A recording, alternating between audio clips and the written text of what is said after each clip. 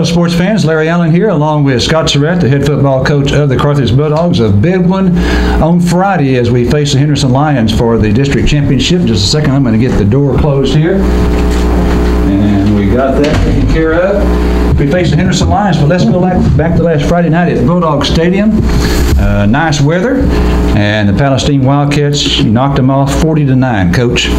Yeah, I thought it was a really good performance. Our defense played well again. They didn't get them off the field some on third and fourth down, and that's why the long drives.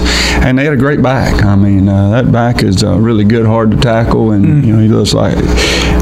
I said it the other day. He looks like he's got thighs of like an NFL player, and he's strong. And so they was 3 and 4 yardness and getting some first downs, and had the big 8-minute drive in the second half. But offensively we didn't have a whole lot of possessions, but I thought put up 40 points with the possessions we had. Wasn't bad. wasn't a bad effort, and I thought our kicking game was really good. You saw Pedro get in there, and Pedro Garcia get in there and go 5 for 5 extra points, and 1 for 1 on his field goal. So that's a positive. And so overall, I thought it was a good performance.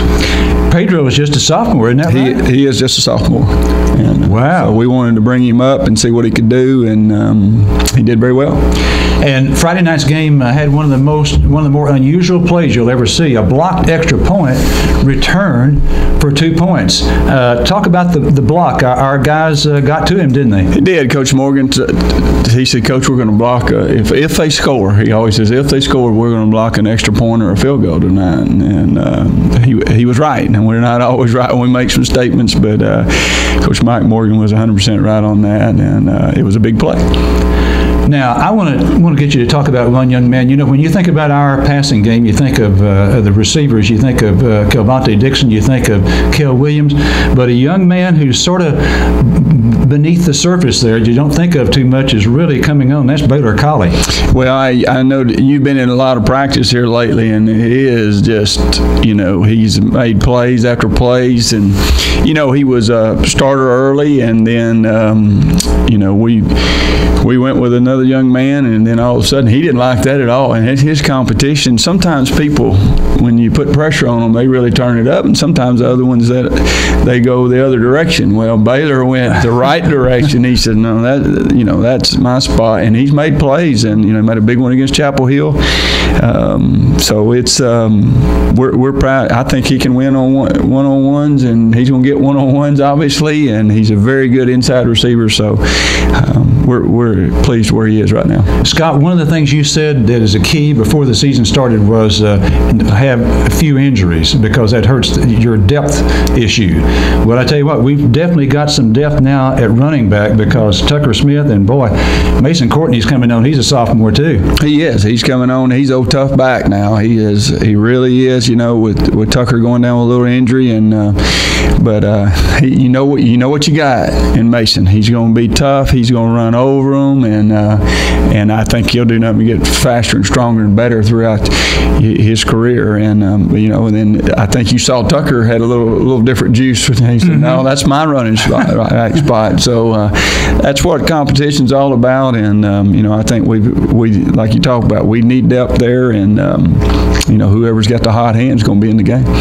And it's sure been good in the last week or two to see Caden Holcomb back in the lineup, hasn't it? Yeah, Caden's a great player for us. He's such a smart player. He can if somebody lines up wrong, he can get them right, and he's a great receiver, great receiving tight end. But he only weighs probably 175, 180 in that area. But he will get after you, and and that's what it's all about. It's what high school's all about. Is those guys his size just having fun in high school and playing unbelievably hard, and it's changed his life. I believe that. I mean, he's a kid. I don't know if he's got so much confidence just about not just football, about life because of football. And we've had several players, and everybody else has it. It's changed their life, and he's a great kid and a great player for us. All right, let's talk about the Henderson Lions, and we'll start with some interesting stats. Against Henderson, you are 8-3. And you're 2-3 at Carthage. One of those 3 losses was at Old Martin Stadium. In fact, your very first game here. 2-3 here, 4-0 at Henderson, and then 2-0 at neutral locations. Okay, tell us about the 2018 Lions. Well, they're loaded. I mean, early everybody says, "Oh, Henderson's not very good." They're 0-2. Well, they played a very good Pleasant Grove team, and White House early, and they didn't have their best player in either game, number 12, the Medford kid. He did not play, and they had a few other guys out, and so but they're all back and they're ready to go. And the quarterback's first 2 starts ever in his career was obviously the first 2 games, and that was tough on him. But I'm telling you, he's a good player now. So they're loaded. They got a lot of speed. They're big. They rotate a couple of tailbacks in there that look good to us, and then of course Medford gets in there and does the Wildcat, and he's really, really, really, really good. And so, and defensively, they will hit you and they'll show you a lot of things, and they're very fast. So it's going to take our best effort to get a win over there. All right, before we leave the Henderson Lions, I've got to have your response, Scott, to a newspaper article in the Henderson paper, which basically said that that many of the players on our roster did not start in Carthage. They didn't play here. They didn't go to school here as elementary students. In other words, that they came in. Perhaps the article trying to say that we recruit. Your comments? Well, I have not read the article. Well, I've read the article because there's only been about 100 people text me the article, shoot a picture of it, but it's. And then I had a coach do a little study, and I'm sure there's going to be more, but out of 484 players out of our roster, he texted me, and on our this year's current roster in our 6th championship, 24 of them were move-ins, and so that's about a little over 5%. So 95% of our kids are homegrown here, but if you take it a little further, only 8 of those were starters. So less than 2% of people come in and started on our championship game in this year. We got one starter this year. It didn't go through the elementary, and we had one last year. So that'll give you a little thing. And I don't know where he's getting his info, but that's fine. There's nothing you can say or to get me more motivated to play Henderson or a big district game or a playoff game. I'm self-motivated, so we'll let them talk and whatever he wants to do. I'm never going to say any negative thing about anybody else's program, because that's not what we're all about. We want to. I don't think we have to negatively say anything. We'll talk positive about our program. And add one other thing is we've had some players that leave our program, and I've always checked no on athletic purposes because I want them to have a positive experience in their high school career. And if we didn't do a good enough job here for those to have that positive experience, then they need to have another chance somewhere else. So that's just the way I feel that way. So it may be internal, those kind of comments. I don't know. All right, let's. I got several things I want you to comment on. First of all, D. Bowens, 8 receptions last week. Phenomenal game, and saw his interview after, and he's a great young man, great player. We knew he's lightning in a bottle, and he's not very big, but great player.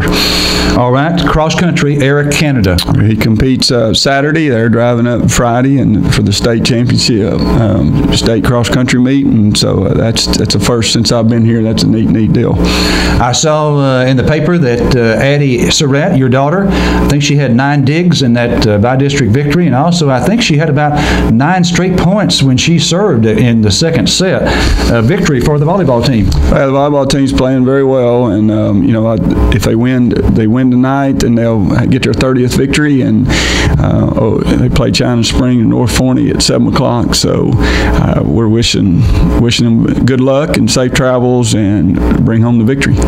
All right, I seldom get you to comment on coaches that are at other schools, but we got to get your comment on this. One of your best hires of your 12 years, Scott, one of the top 2 or 3, Levin Barker, as a volleyball coach, and he got his 600th win earlier this week. Levin, he's not a good coach, he's a great one, isn't he? Well, Levin is a great coach, or lucky or something. 600 wins, that's something. No, he is a great coach, great man, and, you know, we miss him, but we wish him luck over, if we can wish our friends in Tatum luck, but no, I'm just kidding. We wish Levin the best, and I'm sure they'll do very well. He does a great job. All right, and then got to mention this too, and I know you would not bring it up, but last Friday morning, wish I could have been there, Scott Suratt honored with the East Texas Baptist University Alumni Achievement Award. Congratulations, Scott. Well, I appreciate it. It was a very, very neat deal. It was an honor. It really was, and we had fun. My whole family went over with me, and my mom, and it was a neat experience. All right, let's see. Any final words going into this big one? Well, it looks like the weather's going to be great, and we need everybody to travel over, be as loud as we can, and especially when they have the ball, and then when we score, hopefully we can score, keep some excitement. But it's going to be a great atmosphere. It's 2 good football teams going at it, and it's Carthage Henderson. I think that's enough said.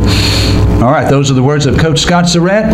Friday night, 7:30 is the kickoff over at Henderson. Be a capacity crowd. Get there early to get a good seat. If you can't join us there, then join us on KGAS 7 o'clock with a look at the starting lineups. For Coach Suratt, I'm Larry Allen. Have a great weekend, everyone.